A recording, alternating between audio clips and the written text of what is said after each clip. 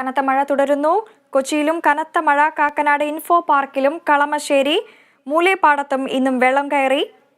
വിവരങ്ങളുമായി ഞങ്ങളുടെ പ്രതിനിധി എബി ചേരുന്നു.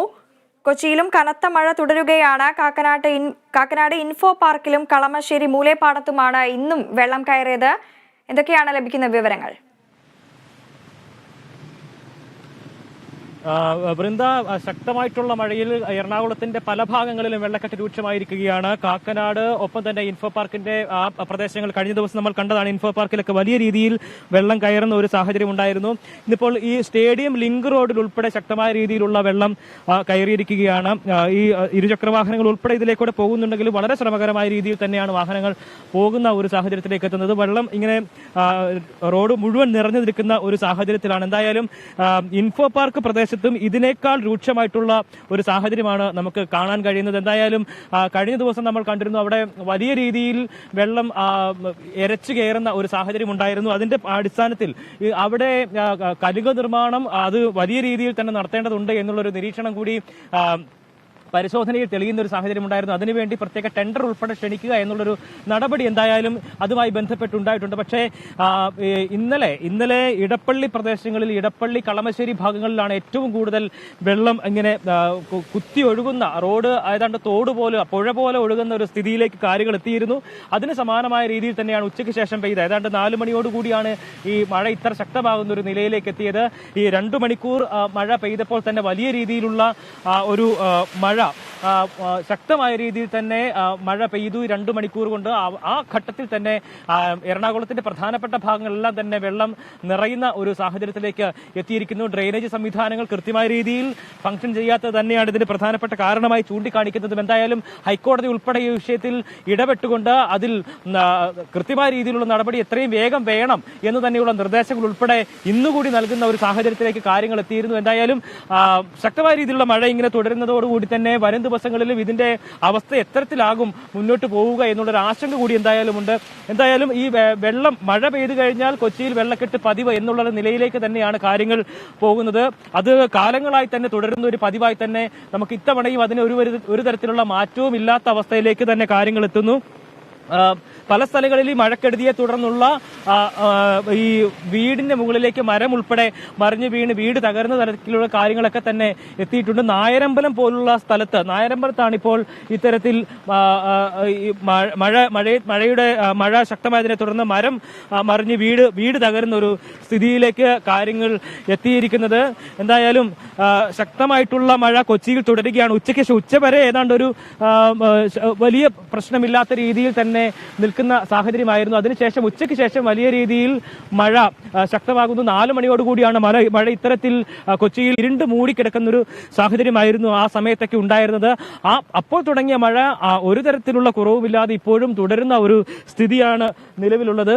റോഡുകളുടെ അവസ്ഥയാണ് ഏറ്റവും പ്രധാനമായും ചൂണ്ടിക്കാണിക്കേണ്ട ഒരു കാര്യം. ഇപ്പോൾ നമ്മളിവിടെ ഉള്ളതിൽ സ്റ്റേഡിയം ലിങ്ക് റോഡാണ്. ഇവിടെ പല സ്ഥലങ്ങളിലും ചില കുഴികളൊക്കെ രൂപപ്പെട്ടിട്ടുണ്ട്. ഈ വെള്ളം ഇങ്ങനെ മൂടിക്കിടക്കുന്നത് കൊണ്ട് അത് വലിയ രീതിയിൽ ഒരുപക്ഷെ അപകടം ഉണ്ടാക്കാൻ സാധ്യതയുണ്ട്. അതുകൊണ്ട് തന്നെ ഇത്തരത്തിൽ ചില സൈൻ സംവിധാനങ്ങൾ, അതായത് മുന്നറിയിപ്പ് പോലെ ഇവിടങ്ങളിൽ ചില കാര്യങ്ങളൊക്കെ ഈ ക്രമീകരിച്ചിട്ടുണ്ട് എന്നുള്ളതാണ്. ഇവിടെ കുഴിയുള്ള ഭാഗത്താണ് ഇത്തരത്തിൽ റോഡിൽ ചില അടയാളങ്ങൾ കാണിക്കുന്നത്. ഇവിടങ്ങളിലെല്ലാം തന്നെ ഇത്തരത്തിൽ റോഡിന്റെ പല ഭാഗങ്ങളിലും ഈ കിടങ്ങ് പോലെ ഏതാണ്ട് കുഴി രൂപപ്പെട്ടിരിക്കുന്ന സാഹചര്യം കൂടിയുണ്ട്. എന്തായാലും ഇരുചക്ര വാഹനയാത്രക്കാരാണ് ഏറ്റവും അധികം ശ്രദ്ധിക്കേണ്ട ഒരു കാര്യമുള്ളത്. ഇത്തരത്തിൽ കുഴികൾ ഈ റോഡിന്റെ പല ഭാഗങ്ങളിലും ഉണ്ട് എന്നുള്ളതാണ്. അത് തന്നെയാണ് പ്രധാനമായും എടുത്തു പറയാനുള്ളത്. റോഡിൽ ഇത്രയും വെള്ളം കയറി കിടക്കുന്ന ഒരു സാഹചര്യമായതിനാൽ ഒരിക്കലും അത് പെട്ടെന്നൊരു പക്ഷേ മനസ്സിലാകണമെന്നില്ല. അതുകൊണ്ട് തന്നെ ഇരുചക്ര വാഹന യാത്രക്കാർ വളരെ ശ്രദ്ധയോടുകൂടി തന്നെ പോകേണ്ടതുണ്ട് എന്നുള്ള കാര്യം കൂടി ഈ ഘട്ടത്തിൽ നമ്മൾ ഓർമ്മിപ്പിക്കേണ്ടതുണ്ട്. എന്തായാലും ഇതുമായി ബന്ധപ്പെട്ട ഈ പ്രതിപക്ഷ നേതാവ് ഒരു വിദേശയാത്ര ഉൾപ്പെടെ തീരുമാനിച്ചിരുന്നു. അത് ഈ മഴ ഇത്രമാത്രം ശക്തമായി നിൽക്കുന്ന സാഹചര്യം കൂടി പരിഗണിച്ച് അദ്ദേഹത്തിന്റെ വിദേശയാത്ര, UAE-യിലേക്കുള്ള യാത്ര ഇന്ന് പോകേണ്ടതായിരുന്നു. അത് മാറ്റിവെച്ചിട്ടുണ്ട്.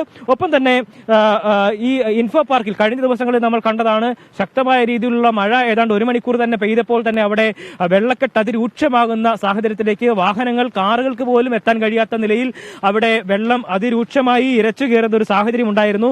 അവിടെ കലുങ്ക് നിർമ്മാണത്തിൽ ഉൾപ്പെടെ വന്നിട്ടുള്ള ചില അപാകതകൾ അവിടെ ചൂണ്ടിക്കാണിക്കപ്പെടുന്നുണ്ട്. അതെല്ലാം പരിഹരിച്ചുകൊണ്ട് പോകേണ്ട ഒരു സ്ഥിതി കൂടി നിലവിലുണ്ട് എന്നുള്ളതാണ് പ്രധാനമായും എടുത്തു പറയേണ്ടത്. എന്തായാലും ചെല്ലാനം ഭാഗത്ത് കടൽ കയറുന്ന ഒരു സാഹചര്യം കൂടി ഉണ്ട് എന്നുള്ള കാര്യം കൂടി ഈ ഘട്ടത്തിൽ നമുക്ക് പറയേണ്ടതുണ്ട്. കടലാക്രമണം ഉൾപ്പെടെ ഇപ്പോൾ രൂക്ഷമാകുന്ന ഒരു സാഹചര്യമാണ്. റോഡുകൾ പലയിടത്തും ഇത്തരത്തിൽ കഴിഞ്ഞ ദിവസം നമ്മൾ ഇടപ്പള്ളി പോലുള്ള സ്ഥലങ്ങളിലൊക്കെ തന്നെ കണ്ടിരുന്നു. ശക്തമായ രീതിയിലുള്ള ഏതാണ്ട് ഒരു മിന്നൽ പ്രളയം തന്നെയായിരുന്നു കഴിഞ്ഞ ദിവസങ്ങളിലൊക്കെ ഉണ്ടായത്. ഏതാണ്ട് അതിന് ഉണ്ടായിട്ടുള്ള ആ സമയത്തുണ്ടായിട്ടുള്ള മാലിന്യങ്ങളൊക്കെ തന്നെ റോഡിലേക്ക് ഇരച്ചു കയറുന്ന ഒരു സാഹചര്യം ഉണ്ടായിരുന്നു.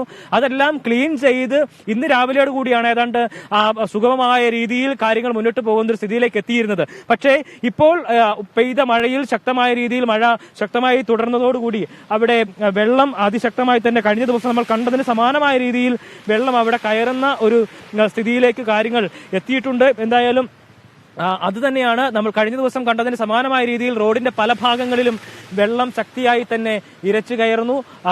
പല സ്ഥലങ്ങളിലും എറണാകുളത്തിന്റെ പ്രധാനപ്പെട്ട ഇടങ്ങളിലെല്ലാം തന്നെ ഇത്തരത്തിൽ വെള്ളം മൂടിക്കിടക്കുന്ന ഒരു സാഹചര്യമാണ് ഉള്ളത്. ഇത്തരത്തിലുള്ള റോഡിന്റെ ശോച്യാവസ്ഥ ചില സ്ഥലങ്ങളിൽ ഇത്തരത്തിലുള്ള ചില കുഴികൾ, അത് ചതിക്കുഴികൾ പോലെ തന്നെ നമുക്ക് അതിനെ പറയേണ്ടിയിരിക്കുന്നു. ആ നിലയ്ക്ക് ആ ചതിക്കുഴികളിൽ വീഴാതിരിക്കുക എന്നുള്ളത് തന്നെയാണ് പ്രധാനമായി ഇരുചക്രവാഹന യാത്രക്കാർ പോലും ഇങ്ങനെ ഈ നിലയിൽ ശ്രദ്ധിക്കേണ്ടതുള്ളത് എന്നാണ് നമുക്ക് പറയാൻ കഴിയും. എന്തായാലും ശക്തമായ രീതിയിലുള്ള മഴ തുടരുന്നു.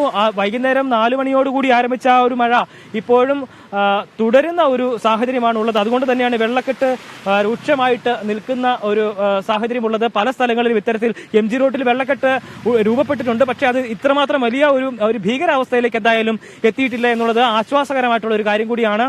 ഇടപ്പള്ളി, കളമശ്ശേരി, ഒപ്പം തന്നെ ഇൻഫോ പാർക്കിന്റെ പരിസര പ്രദേശങ്ങൾ ഇവിടങ്ങളിലാണ് ഏറ്റവും രൂക്ഷമായി നിൽക്കുന്നത്. ഒപ്പം തന്നെ ഈ സ്റ്റേഡിയത്തിന്റെ ലിങ്ക് റോഡുകളിൽ എല്ലാം തന്നെ ഇത്തരത്തിൽ വെള്ളം അതിരൂക്ഷമായി തന്നെ നിൽക്കുന്ന ഒരു സാഹചര്യമാണ് നിലവിലുള്ളത്. മഴ ഇനിയും തുടർന്നാൽ ഇത്തരത്തിൽ ഈ വെള്ളക്കെട്ട് അതിവേഗം ഒഴുകിപ്പോകാനുള്ള സാഹചര്യം, അത് ഡ്രെയിനേജ് സിസ്റ്റത്തിന്റെ തന്നെ ഒരു പ്രശ്നമായിട്ട് തന്നെയാണ് ചൂണ്ടിക്കാണിക്കുന്നത്. ഹൈക്കോടതി പോലും ഇന്ന് അക്കാര്യം ചൂണ്ടിക്കാണിക്കുന്ന ഒരു സാഹചര്യം ഉണ്ടായിരുന്നു. പ്ലാസ്റ്റിക് മാലിന്യങ്ങൾ നിറഞ്ഞതോടുകൂടി വെള്ളത്തിന്റെ സുഗമമായിട്ടുള്ള ഒഴുക്ക് തടസ്സപ്പെടുന്ന ഒരു സാഹചര്യം ഉണ്ടാകുന്നു. അതാണ് പ്രധാനമായും വെള്ളക്കെട്ടിന് കാരണമായിരിക്കുന്നത് എന്നാണ് പറയേണ്ടിയിരിക്കുന്നത്. എന്തായാലും വെള്ളക്കെട്ട് നമ്മളിപ്പോൾ വന്നതിനനുസരിച്ച് ഇപ്പോൾ ഏതാണ്ട് വെള്ളം ഇറങ്ങുന്ന ഒരു സാഹചര്യമുണ്ട്. മഴ ഏതാണ്ട് തോരുന്ന ഒരു അവസ്ഥയിലേക്ക് കാര്യങ്ങൾ എത്തിയിട്ടുണ്ട്. അതുകൊണ്ട് തന്നെ ആദ്യം ഉണ്ടായിരുന്ന, നമ്മൾ ഇവിടെ വന്ന് കയറിയപ്പോൾ ഉണ്ടായിരുന്ന ആ ഒരു വെള്ളം രൂക്ഷമായിട്ട് നിൽക്കുന്ന ഒരു സാഹചര്യമായിരുന്നു. അതിൽ നേരിയ ഒരു കുറവുണ്ടായിട്ടുണ്ട് എന്നുള്ളത് ആശ്വാസകരമായിട്ടുള്ള കാര്യമാണെന്ന് നമുക്കിപ്പോൾ എന്തായാലും പറയാം. ഈ ലിങ്ക് റോഡിലെ വെള്ളം ഏതാണ്ട് അതിലൊരു കുറവ്, ഈ വെള്ളക്കെട്ടിൽ ഏതാണ്ട് കുറവ് വന്നിട്ടുണ്ട്. പക്ഷേ കളമശ്ശേരി, ഇടപ്പള്ളി പ്രദേശങ്ങളിൽ, ഒപ്പം തന്നെ ഇൻഫോ പാർക്കിന്റെ അടുത്തുള്ള സമീപ പ്രദേശങ്ങളിലൊക്കെ തന്നെയും വെള്ളം ഇത്തരത്തിൽ കൂടി നിൽക്കുന്ന ഒരു സാഹചര്യമാണ്. അത് അവിടെ ഒരു തരത്തിലും വെള്ളക്കെട്ടിന് ഒരു തരത്തിലുള്ള കുറവും ഉണ്ടാവുന്നില്ല എന്നുള്ളതാണ് പ്രധാനമായും എടുത്തു പറയേണ്ടത്. MG റോഡിൽ വെള്ളക്കെട്ട് ഉണ്ടെങ്കിലും അത് അത്ര രൂക്ഷമുള്ള അല്ലെങ്കിൽ ഒരു വലിയ രീതിയിലുള്ള ബുദ്ധിമുട്ടിലേക്ക് കാര്യങ്ങൾ എത്തിയിട്ടില്ല എന്ന് പറയാൻ കഴിയും. അതോടൊപ്പം തന്നെ തുടർച്ചയായി പെയ്യുന്ന ശക്തമായ മഴയിൽ പലയിടത്തും വെള്ളക്കെട്ട് രൂക്ഷമാണ്. അതോടൊപ്പം തന്നെ കൊച്ചിയിൽ ദുരിതാശ്വാസ ക്യാമ്പുകൾ പ്രവർത്തനം ആരംഭിച്ചിട്ടുണ്ടോ? അത് ആദ്യത്തെ മഴ ശക്തമായപ്പോൾ തന്നെ പലയിടങ്ങളിലും കൊച്ചിയിലെ താഴ്ന്ന പ്രദേശങ്ങളൊക്കെ തന്നെയും വെള്ളം കയറുന്ന സാഹചര്യം ഉണ്ടായിരുന്നു. അതുകൊണ്ട് തന്നെ ആ ഘട്ടത്തിൽ തന്നെ കൊച്ചിയിൽ ദുരിതാശ്വാസ ക്യാമ്പുകൾ ആരംഭിക്കുകയും ചെയ്തിരുന്നു.